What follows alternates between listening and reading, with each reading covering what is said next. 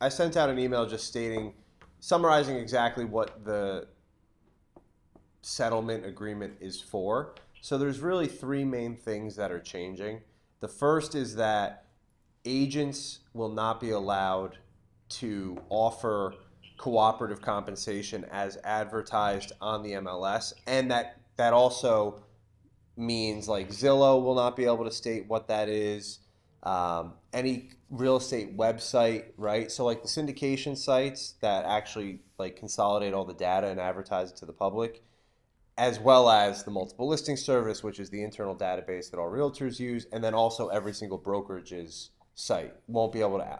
They didn't say that it's not allowed to happen, meaning that they didn't rule that sellers can't pay for buyer agent commissions. They didn't rule that sellers can't negotiate with a listing agent and a listing agent still offer out cooperative compensation. So the actual mechanism for payment has not changed whatsoever.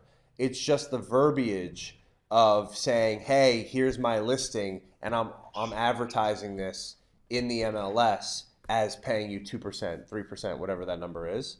And then the other big piece is that buyers will be required to, if you're working with a realtor, a realtor is someone who subscribes to the National Association of Realtors, that you will have to sign a buyer representation agreement if they're a member of the local MLS. So basically what that means is it looks something like this, right? And it's an agreement that states that we're going to look for X amount of time together. It could be a day, it could be a week, it could be a month, it could be a year. And that my compensation is this, and these are the list of services that I provide. The same way that a seller signs a contract with a listing agent, you'll sign a contract as a buyer's agent with your buyer.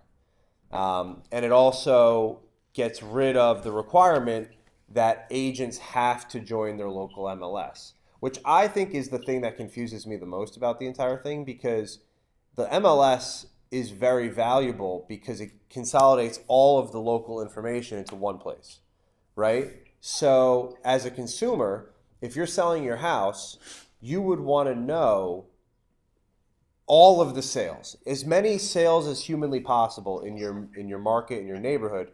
Gerard, could you mute your mic?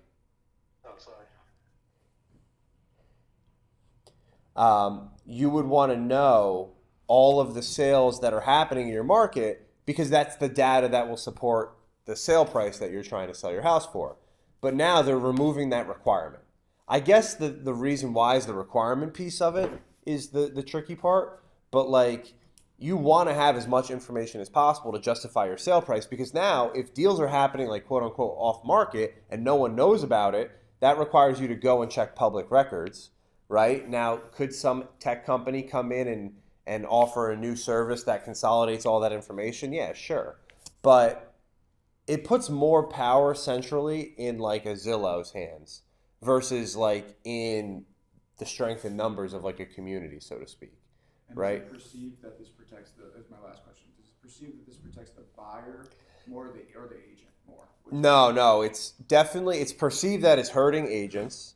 And honest to God, they claimed it was a suit brought by sellers, right? The Sitzer Burnett was like the main one that really kicked this whole thing off. That was a seller lawsuit. Now there's a bunch of buyer lawsuits as well that are yet to be settled. This definitely hurts buyers, without a doubt, because it adds, if they want representation, it potentially adds 2 to 3% in closing costs on top of traditional closing costs, which are already 3 to 5%. So you could be looking as a buyer as now you were paying, say, 3% of a $300,000 sale, you were paying, maybe $9,000, right? Now you could pay as high as maybe 8%. So now all of a sudden for that same sale, your closing costs could be $24,000, right? When it's all said and done. Or you can choose to go unrepresented. And then it's like, okay, I'm a first-time home buyer who's never bought a house before. I've saved up my life savings to buy this house. I've worked for the last 5 years to do this. And I'm coming in to buy my first home. And you've got someone who's been in the business for 20 years representing the seller who's sold thousands of homes. They're going to, yeah, exactly. You're screwed. Like, that's like saying, I've never done this before. I have no idea how this works. And then all of a sudden you're going to have someone who's done this thousands of times be like, this is what you do. And they're not representing you whatsoever. So for years, because it used to be not that there weren't buyer's agents, but everybody was a listing agent. Everybody from a fiduciary responsibility up until I think it was the 90s worked on behalf of the sellers. There were no buyer brokers.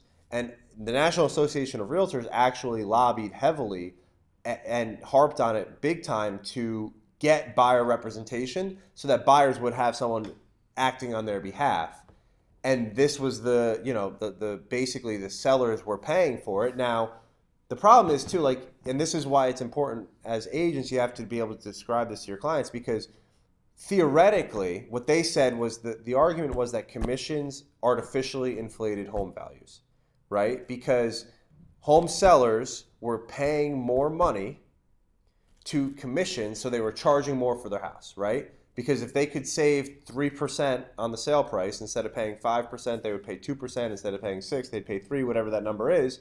On a $500,000 house, they could theoretically sell the house for $15,000 less than they were prior. So instead of selling the house for $5,000, you sell it now for $485 because you're no longer paying the buyer's agent, right?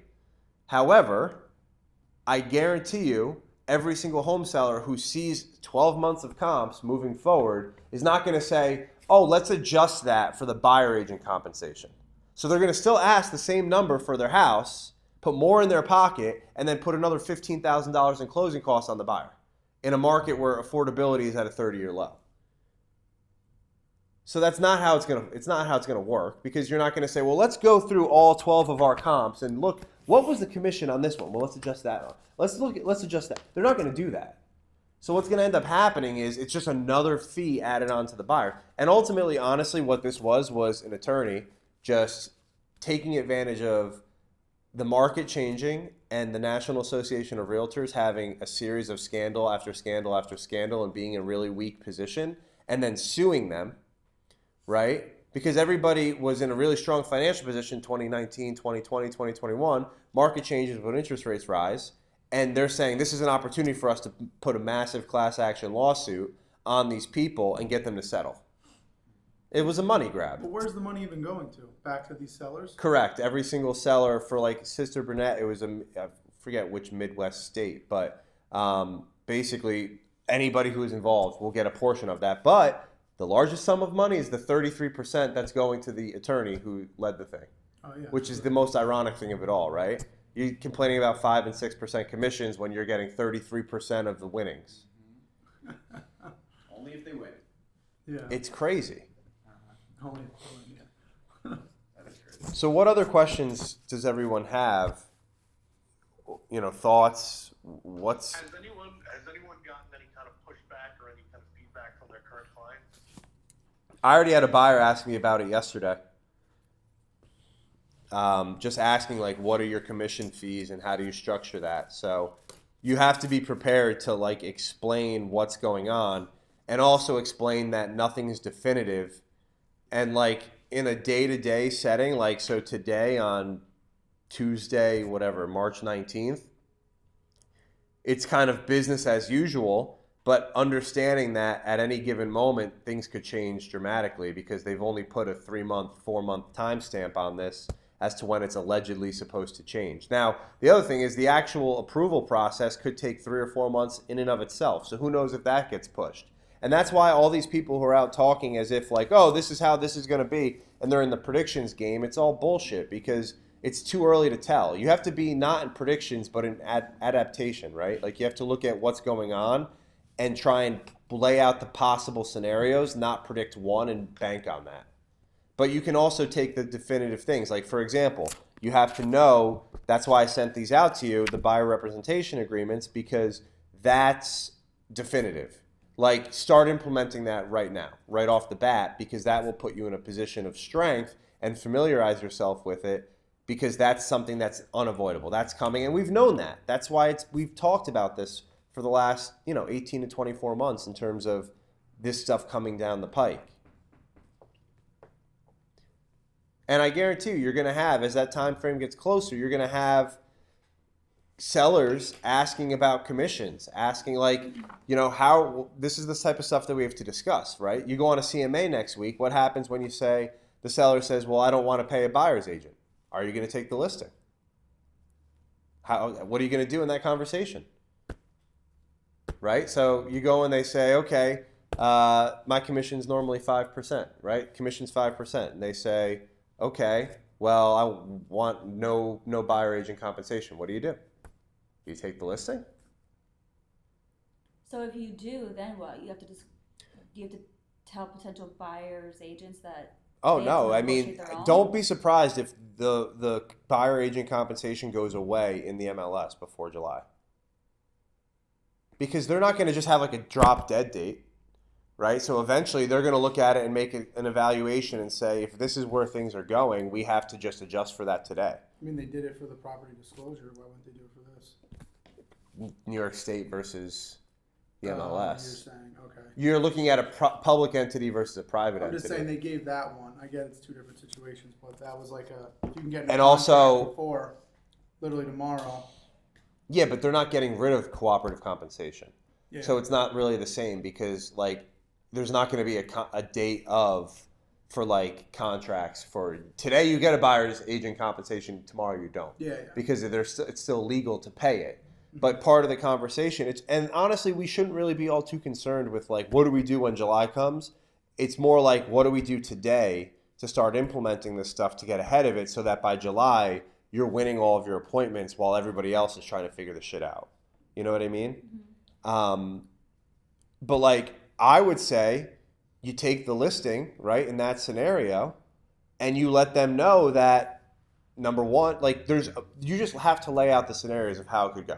Look, I'll sign this contract with you for 3%, but understand that the offers we receive may be lower. with, no, not even lower. They may be, like, for example, I just had, this happen, this is something that could always have gone on, right? I've had buyers making offers, and this is what people don't understand. They thought that there was like commission setting, right? Like, oh, I would, pay, you have to pay 2%. You have to pay 2.5% to a buyer's agent. Who here has seen a listing where they were offering $1, $1,000, 1%? We've all seen it in the MLS before, right? And I've made offers on homes with clients, and part of the conversation before you show them that home is, hey, just so you understand, like when I represent you, I expect, and my fee to represent you is whatever it is, 2%, 2.5%, 3%, whatever it is that you feel comfortable charging, right? So on this listing, the fee that they're offering is 1%. So my expectation is that when we make an offer, if we do make an offer, we can do one of two things. We can either make the offer with them paying an additional 1%, meaning in your offer you write up $400,000. And then one of the contingencies is contingent upon seller paying buyer's agent compensation of 2%, right? So you put it right in the offer. And I just had a deal on Creek Road. Buyer's agent came in. We were offering 2. He came in and made the offer, and he got paid 3 because he negotiated that as part of the negotiations. He had the conversation with the buyer. He had the conversation with me. I had the conversation with the seller. It was an over asking price offer, and I said, this is a better offer than you're going to get, and it's ultimately going to put more money in your pocket than any other offer. And so they took it. So, but honestly, that in and of itself, if the basis of everything is better for the consumer, because it's requiring more conversation and negotiation about commissions, which is ultimately how it should have been from day one. The problem is realtors are afraid to negotiate and state their own value, so they don't want to have that conversation, right? Because you don't want to say, like, my fee is this. You're afraid to do that. It's a lot easier when someone else is paying your fee and you don't have to talk about it at all. How much easier is it when a buyer calls you to say, well, what do I pay you? Oh, the seller pays it. Don't worry about it.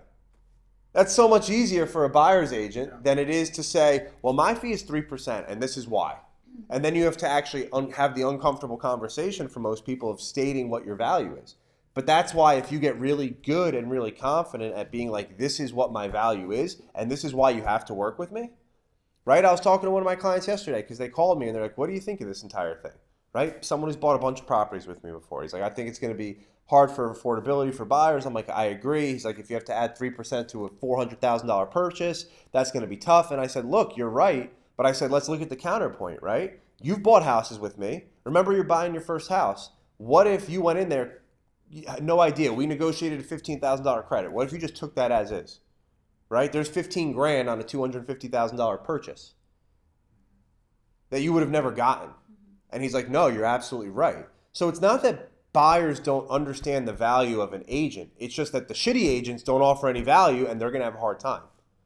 That's really what it is.